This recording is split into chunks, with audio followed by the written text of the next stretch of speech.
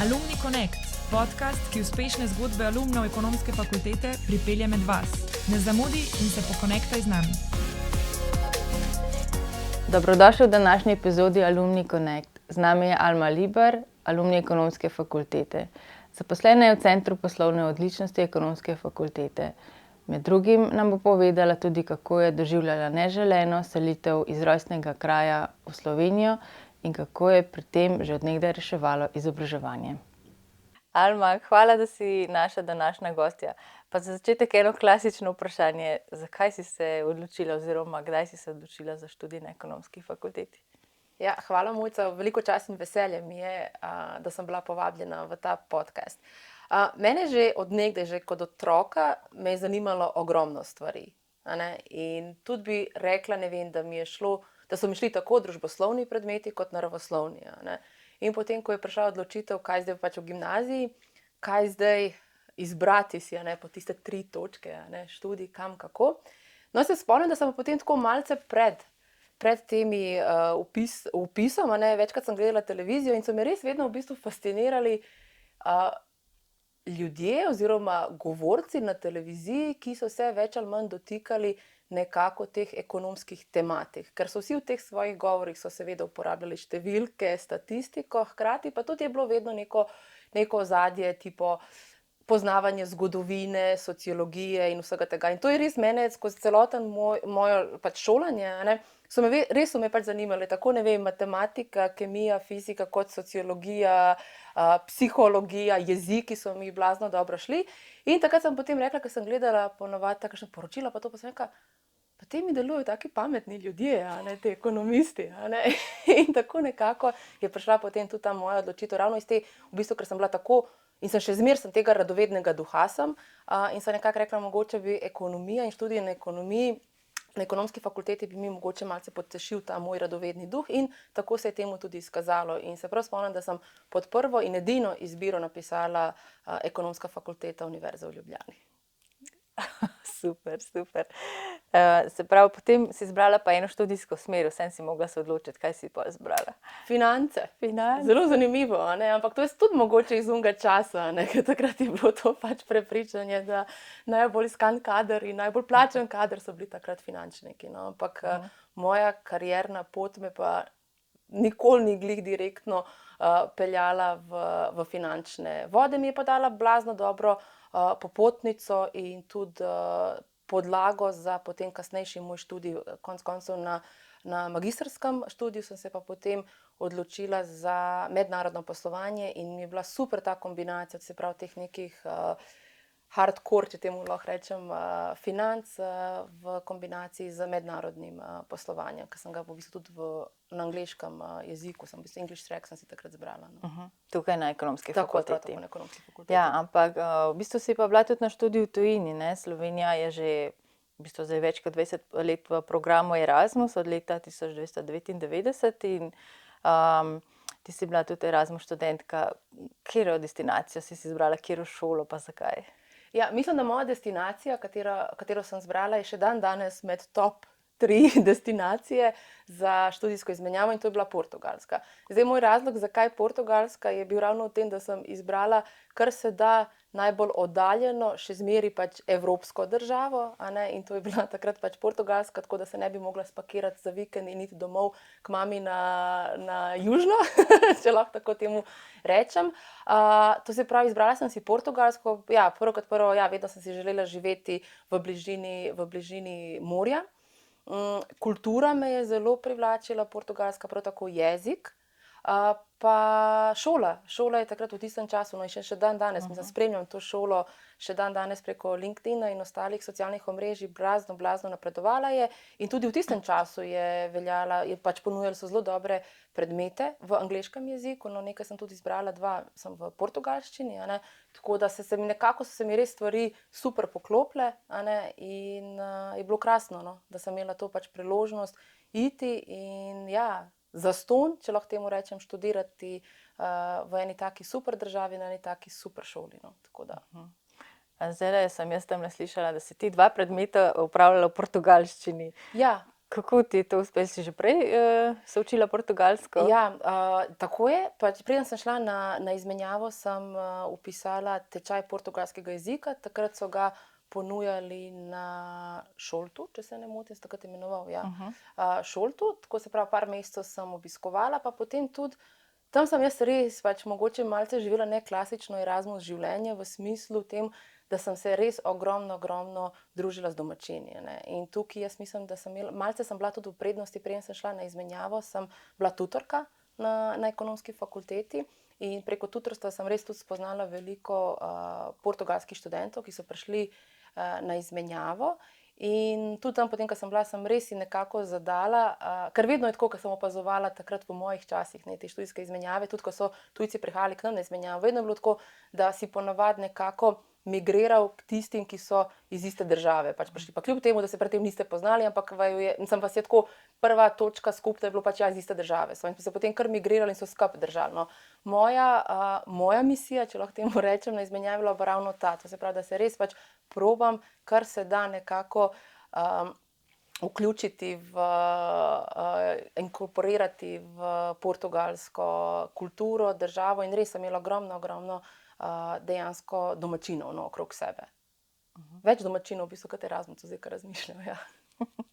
Zelo zanimiv pristop, ne? Se pravi, si že vnaprej naredila nek načrt, kako boš... Absolutno. Mislim, da za vsako stvar v življenju si moraš... Mislim, tako, če imaš tako priložnost, naprimer, da greš na študijsko izmenjavo, da študiraš na šolah, kjer so ponavadi šolnine za plačati, ne, in si lahko pol leta ali pa 1 leto, vedno si moraš narediti načrt, kaj želim iz tega v bistvu največ ven potegniti. In jaz sem si takrat res vzela predvsem pač predmeti, pa vse je bilo ok, ampak mislim tudi naša fakulteta je blazno dobra tudi na tem pač akademskem področju in sem bolj gledala to priložnost študijske izmenjave v temu svoji rasti, svojo osebno rast. Rekla sem, želim se jezika naučiti, želim spoznati to kulturo in v bistvu konec koncev sem šla na izmenjavo, še živela doma pri starših, še ta v bistvu ta samostojnost, ki je pač v mojem primeru prišla malce pozneje, kot naprimer nekdo že, ki med študijem v Sloveniji pride naprimer iz nekega drugega kraja študirati v Ljubljano. Tako da ja, jaz sem imela kar tak načrt v tem smislu. Ampak teh v bistvu soft veščin, ki jih želim pridobiti z študijsko izmenjavo. Super. A se mogoče spomniš, katere 2 predmeta sta to bila v portugalščini? Ja, to je bil portugalska, mislim, da je bila kultura in jezik, ali nekaj zgodovina in jezik. Pa dejansko smo imeli, jaz sem že živela v tistem, kar se reče, v zlatem obdobju priznavanja izpitov, tako da smo imeli, naprimer, je bilo tudi akreditiran, je bil tudi predmet dejansko pač portugalski jezik in smo 6 mesecev na šoli, to se pravi, to ni bila neka jezikovna šola, ampak prav dejansko del akademskega akreditiranega programa je bil tudi jezik, pač portugalski jezik za Erasmus študente, tako da tega sem se. In ti si šla na izmenjavo v katerem letniku? V 4. Je bil tako, še prvi letnik, jaz sem bila še tisti glih v času mojega študija se dejansko takrat si začela dogajati ta tranzicija z Bolonjo in jaz sem šla v 4. letniku, 1. letnik, tako na izmenjavo. Super. Zdaj me pa zanima, v bistvu, a so vedeli, odkot prihajaš? Mislim, kaj so vedeli v Sloveniji takrat? Ne veliko, dejansko pač ni bilo veliko. Jaz se prav spomnim, da smo nekako največji boom, če lahko temu tako rečem, naredili, ko smo imeli, tu so oni imenovali takrat, če se ne motim, Global Village. Je bil, Global Village dogodek, to je bil celodnevni dogodek, kjer smo se vsi študentje predstavljali na stojnicah svojih držav, od koder prihajamo. In jaz se spomnim, takrat smo pač mi res na slovenskem štantu res naredili tak boom, da je bil res. Mislim tako, da smo celo bili bolj obiskani kot Brazilci. Ker Brazilija je vedno, kamorkoli si šel na študentske izmenjave, kjer so bili Brazilci, je bil vedno rom-pom-pom. Ker se spomnim že v času mojega študija, ko sem šla obiskovati moje sošolce, ki so bili pred mano na izmenjavah. In vedno je bilo tako, pač Brazilci so bili vedno srce zabav. No, tokrat pa rečem res lahko, mislim, da smo mi takrat nas je bilo, ampak nas je bilo kar nekaj, po moje 10, 12 ali nekaj tazga. In smo res veliko naredili. Drugače pa niso, vedno si mogel razlagati Slovenija, where is that?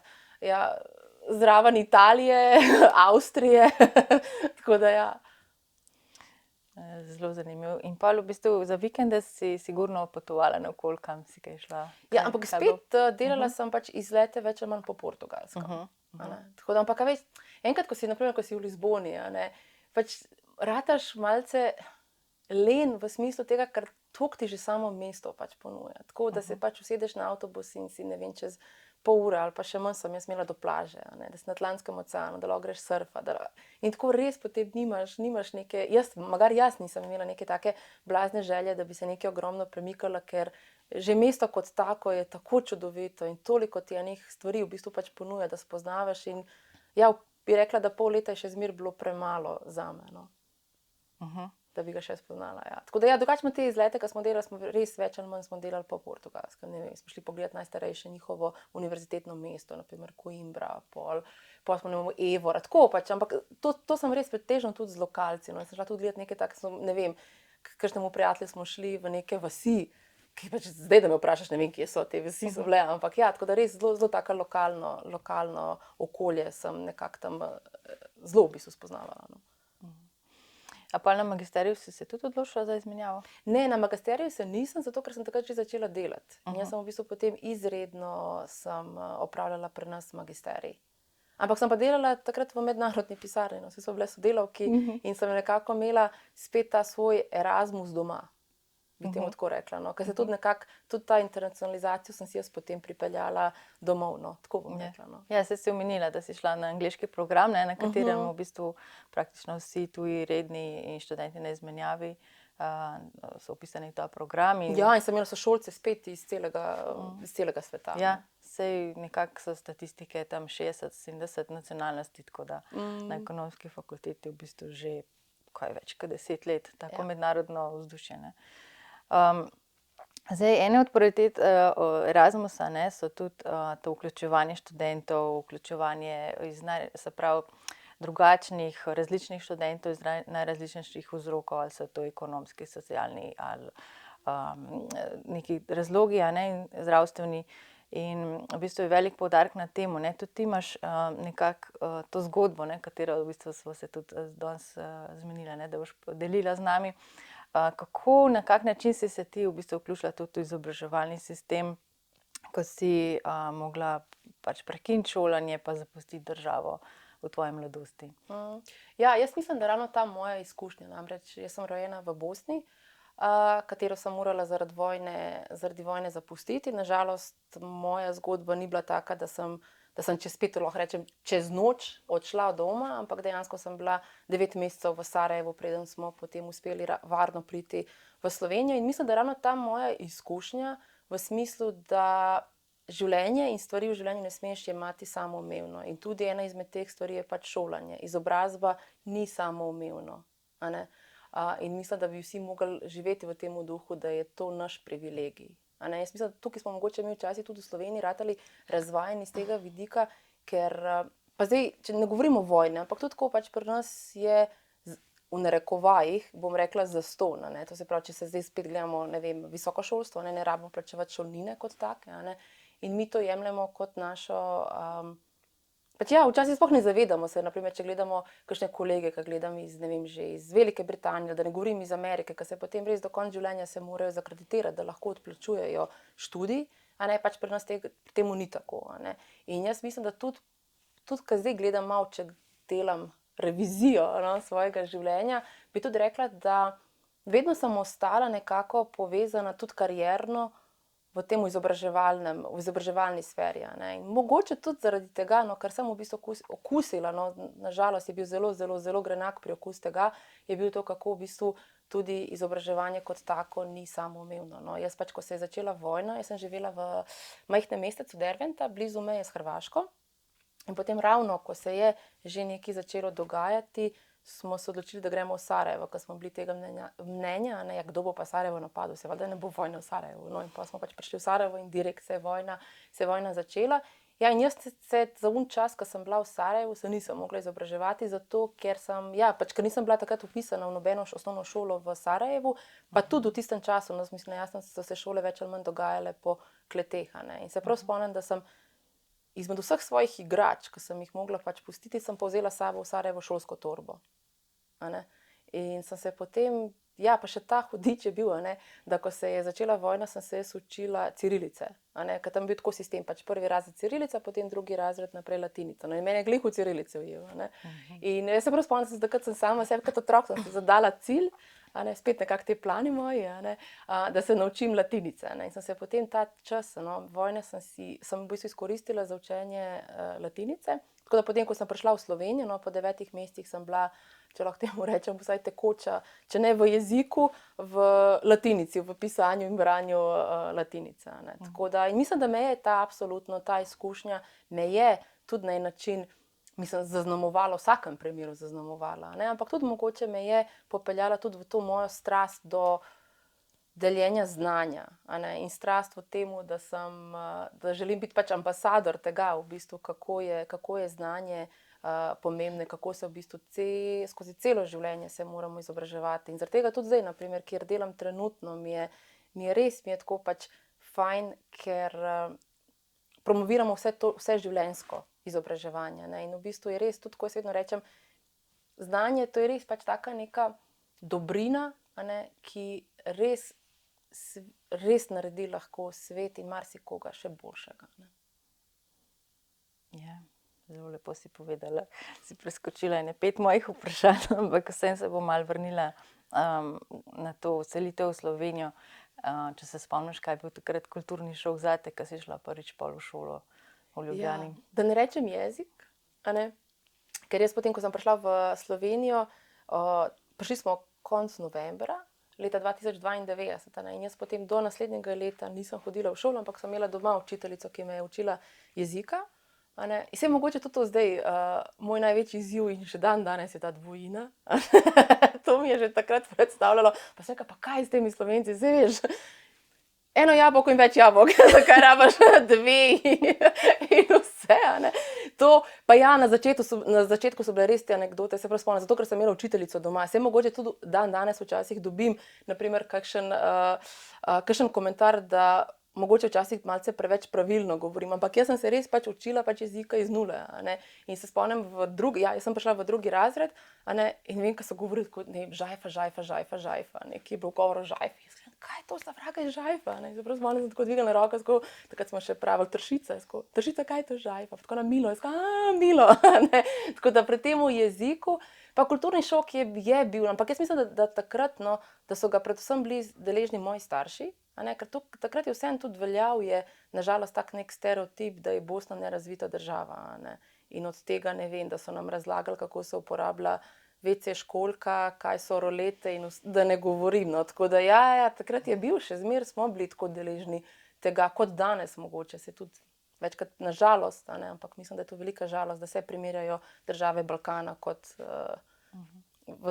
bolj v slabši luči, kot so, Tako da ja, takrat so bili taki, ampak jaz bi drugače rekla načeloma, bi rekla, da smo bili dobro sprejeti, Hkrati pa tudi mogoče, mi smo bili samo hvaležni, v bistvu mi smo bili samo hvaležni, da smo na varnem, da imamo streho nad glavo spet, da imamo hrano, in te pač neke primarne, potem so se stvari vse, hvala Bogu, lepo zložile in smo si spet ustvarjali na novo, nov dom in vse, ampak mislim, da na začetku niti nismo bili toliko zahtevni do Slovenije, če lahko temu tako rečem, ali pa do družbe, ker nam je bilo samo na začetku seveda so te primarne potrebe, katere moraš zadovoljiti in katerih smo, Ampak ja, absolutno so se pa potem dogajale še zmeraj te neki kulturni šoki, ki me še danes, moram reči, včasih spremljajo, ampak če bi pa tako rekla, ja, smo imeli je bilo okej, je bilo okej, ampak ni bilo pa tako, da rečem, da je to bilo pač perfect, In se tudi zdaj, naprimer, ko sem gledala tudi to, ne vem, odziv posameznih držav in tudi konec koncev tudi Slovenije, na to, kar se je dogajalo z Ukrajino in vse, pač ja, ti sprejmeš begunce, ja, sprejmeš jih, kaj pol, Tako da tudi takrat je bilo isto, Nekega takega blaznega plana razvoja, asimilacije, pa vsega tega v Sloveniji niti ni bilo, In se v primerjavi, če se primerjamo z drugimi evropskimi državami, Pa bi se dalo marsikaj izboljšati, Ja, absolutno, absolutno, Če se vrnem na učenje tvoje slovenščine, si pa enkrat omenila, da si pobrala vse nagrade po tem osnovni šoli, ne, Ja. Cankarjevo priznanje, ne, Ja, tako da, res je, ja. Ja, to je ampak to je spet, jaz mislim, iz tega, da sem se res jezika začela učiti iz nule in je pol res je bilo pač včasih, je bilo res tako pač hecno, da jaz pač takrat sem bila Alma Elezovič, a ne, da sem dejansko večkrat bila, ja, med najboljšimi v razredu pri slovenščini, no, tako da, ja. ja, super. Zdaj, omenila si še, da pač izobraževanje te spremlja že ves čas, a ne, tudi kot tutorka, ne, tutorka za tuje študente, na izmenjavi si bila, ne, kar nekaj časa, ne. Ja. To se spet po moje, to spet izhajalo, zdaj, ko gledam tako za nazaj, zadnje čase, rečemo, zadnje 2 leti, to, kar se dogajalo s korono, pa to pač vojna v Ukrajini, pa to mi je res dalo pač tako malo časa za te neke refleksije, oziroma malo sem delala te pač povezave v mojem življenju, ki so se dogajale, pa ko sem se včasih spraševala, zakaj. In tudi tutorstvo, jaz mislim, da je tudi ena izmed zadev, ki je v bistvu nastala zaradi vsega tega, tudi kar sem jaz doživela v svoji zgodnji mladosti. In ravno ta moja potreba po pomoči, to se pravi, jaz blazno rada in res blazno uživam, ko nekomu lahko pomagam, a ne. In takrat med študijem, a ne, je to bila pač pomoč študentom, ki so prišli na izmenjavo, pa konec koncev tudi potem, ko so se odločili za redni študij tujci v Sloveniji, no, in je ta pač blazno ta moja želja, da nekomu pomagam, se je potem tudi to tutorstvo. Najprej sem bila pač tutorka, potem sem bila pa nekaj časa prav vodja oziroma koordinator takrat tutorjev. No, in takrat smo res, mislim tako, da v tistem času ekipa nas študentov, ki smo takrat blazno verjeli v to in smo si res pač vsi prizadevali, da bi lahko pač pomagali tujim študentom, od takrat ne vem, ko se je stalo v vrsti na upravnih enotah, do teh pač potrditev prebivališču, pa ne vem kaj vse, no, da smo jim pač probali te nekak bolečine na začetku, kar se da olajšati. A ne, smo res, takrat tista ekipa je res veliko naredila. Mislim, da smo dejansko postavili neke temelje tutorstva, ki se je še dan danes pelja, no. Tako da, in takrat je bilo res, kot da smo, jaz vedno rečem, takrat smo tudi tako, kad smo med sabo se pač pogovarjali, mi tutorji, ko smo imeli pač sestanke, pa to, ampak to je bilo res tudi tako možnost, a ne, da gledaš v tej smeri možnost za internacionalizacijo tudi doma. A ne? Ker smo mi bili blazno takrat povezani, tako mi med sabo, tutorji, kot tudi s tujimi študenti, a ne? Kaj smo vse za njih delali, organizirali. In jaz sem na en način, sem se včasih ujela, da sem živela svoj Erasmus tudi v Sloveniji. A ne? Še preden sem potem šla na izmenjavo, pa to, ampak je bila to ena izjemna, dobra popotnica, no, za to, da dobiš pač potrditev, si se pravilno odločil za študij, da greš pač v tujino. Hkrati pa tudi, če ne greš v tujino, ti je to res ena taka super priložnost, a ne, da imaš to internacionalizacijo doma. Pa res si narediš res ta prijateljstva potem, ki takrat nastanejo, v večini primerov se še dan danes pač ohranjamo stike, a ne. Ja, to ste res postavili take temelje, ki v bistvu še danes se pelje podobna zgodba. Ja. Pa to prostovoljstvo se mi zdi, no. Jaz mislim, da bi vsak človek mogel delati na tem, no.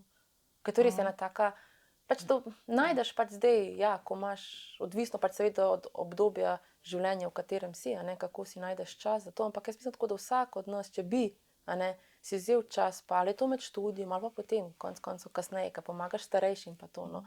Mislim, da bi to ena taka stvar, ki bi družbo bistveno naredila še boljšo, no.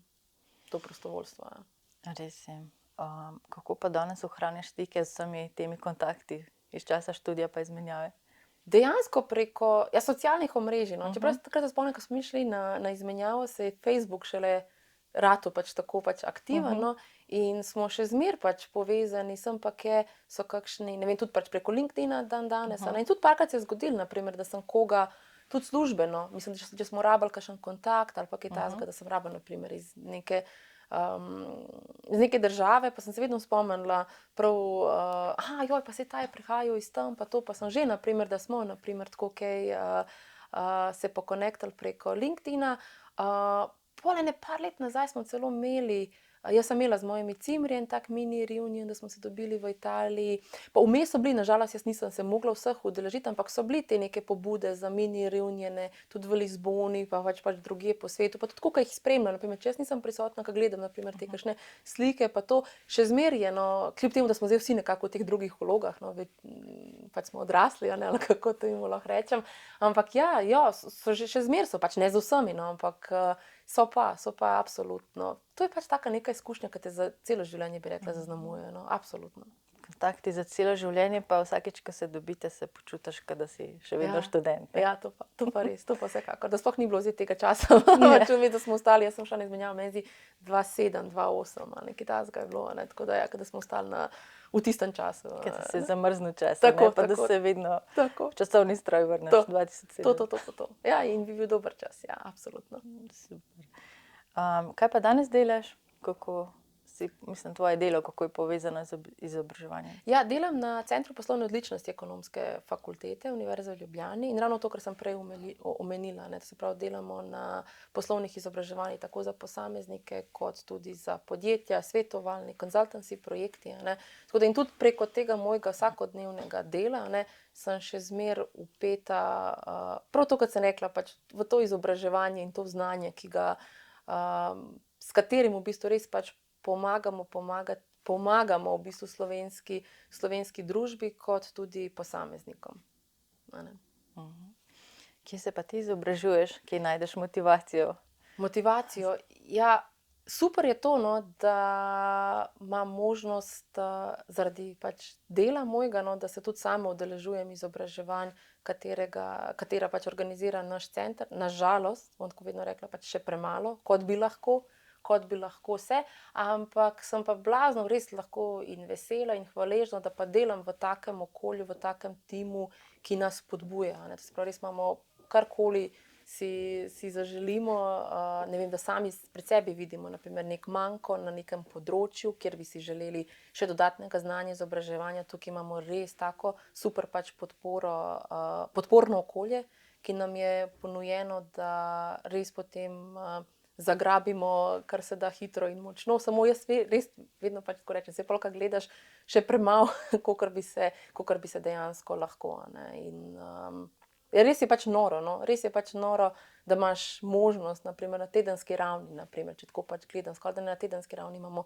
možnost se nekih novih programov udeležiti in ki ti pač pomagajo zdaj pri različnih transformacijah, katere želiš ti kot posameznik pri sebi narediti. Kaj pa to mednarodno, medkulturno, a še vedno čutiš, da sta dve kulturi v tebi ali več? Ja, absolutno. Še portugalska, tri ja, kulture. Ne, bomo kar rekli dve. Nekako pač. Ja, absolutno. Jaz tudi, kako to ohranjaš? Ja, ne vem, sem tudi mamica dveh otrok, pač imam sina in hčerko in naprimer sin, ki je starejši, no, letos je bil 6, on je naprimer dvojezičen. On tekoče govori bosansko in jaz sem tudi rekla, to se pravi, pač moja dva otroka bosta oba tekoča v bosanščini, ampak to smo rešili na ta način, da sem svoja starša prosila, no, da z njima komunicirata res pač v bosanščini in res David je perfektno govori bosansko. Emily je pa dobro, ona je zdaj stara 2 leti, no, ampak je tudi se zelo kaže v tem. In mislim tudi tako, da v bistvu iz tega vidika se vedno reče, no, da bi bila absolutno prevelika škoda, če ne bi to priložnost, ki jo imata moja dva otroka, to se pravi, da živita, če lahko temu rečem, tako multikulti družini, ne, da izkoristita. Kar jaz vidim tudi pri mojemu sinu, ne, kar mu je to pomagalo že po moje zato, no, ker se je 2 jezikov hkrati učil, ne, da mu je res to pač odprlo kot nek center v možganih, kjer res on tudi tako ostale jezike, ne. Zdaj, ne vem, se uči nemško, zdaj, ne vem, rusko se kar sam priučil, tako res tako prav željanje tega znanja po jezikih in mislim, da mu je tudi to, zato ker je imel možnost učiti se obeh jezikov že od rojstva, no, in tudi hčerkica prav tako, ne. Ampak danes nama malo zmanjkuje časa za pogovor, tako da mogoče se bomo na to temo še kdaj uspeli dobiti. Pa mogoče ena zaključna misel, kaj bi sporočila študentom, alumnijem Ekonomske fakultete? Tako bi rekla, ne, da Ekonomska fakulteta res ogromno ponuja svojim študentom. Ne. In je fajn, če se ti tega kot študent zaveš dosti zgodaj. Sploh v smislu te internacionalizacije, ne, če se spet vrnem pač v mednarodno okolje. Ne. To res, kakšne v bistvu preskoke je naredila Ekonomska fakulteta na tem področju, so res neverjetni. Ne. In to, da imaš možnost, to se pravi ti za pol leta ali pa celo leto ali pa konec koncev tudi dobiti diplomo preko double degree programov, ki jih imamo, Na top šolah, svetovno priznanih šolah, kjer vas učijo svetovno priznani pač profesori, to ni samoumevno in ne sme biti samoumevno in zaradi tega vedno rečem, to se pravi med študijem, je tudi res fajn je imeti tudi neko svojo karierno pot začrtano, po kateri želiš iti. A ne? In absolutno internacionalizacija in to, da imaš možnost iti na študij v tujini, je absolutno ena super popotnica tudi za nadaljni razvoj v življenju. Ne? In mislim, da tega bi se res mogel vsak študent ekonomske fakultete zavedati in res izkoristiti to super priložnost, ki mu jo fakulteta ponuja. Konec koncev, če pa tudi ne gre, da vsaj vzame tekom študija tudi kakšne predmete v angleškem jeziku in mogoče tudi s tem pride v stik z tujimi študenti, ki pri nas študirajo. Ne. In tudi, ne vem, to delo v multikulti, sej danes, če gledamo, ne, delo v multikulti timih je it's a must, skoraj da ne. In to je super, da imaš potem možnost študijem na ekonomski fakulteti to že med študijem izkusiti. Ne. In tudi konec koncev, ja, tudi sam pri sebi videti v bistvu, kje si močan, kaj ti manjka še v tem medkulturnem dialogu. Ja. Zdaj, ko delaš še na vseživljenjskem učenju, ne, bo pa to še počasi šlo na alumnije ekonomske fakultete. Vedno več bo teh aktivnosti. Tako, ne? ja. Ja, in bo res to vseživljenjsko, dobesedno vseživljenjsko učenje, ki nas bo vse spremljalo. Mislim, da bi nas moglo. No? Ker to je tisto, kar ti ohranja in in zdrav duh. In te nekako žene, da ne obtičiš na enem mestu, ampak da se premikaš naprej skozi življenje. Ne? Ja, in vse te zgodbe, ki se spletejo v študiju ali pa potem po študiju se prepletajo vedno znova okoli ekonomske fakultete. Res je, ja. Super. Alma, najlepša hvala, da si bila današnja gostja in vse dobro. Ja, najlepša hvala za povabilo.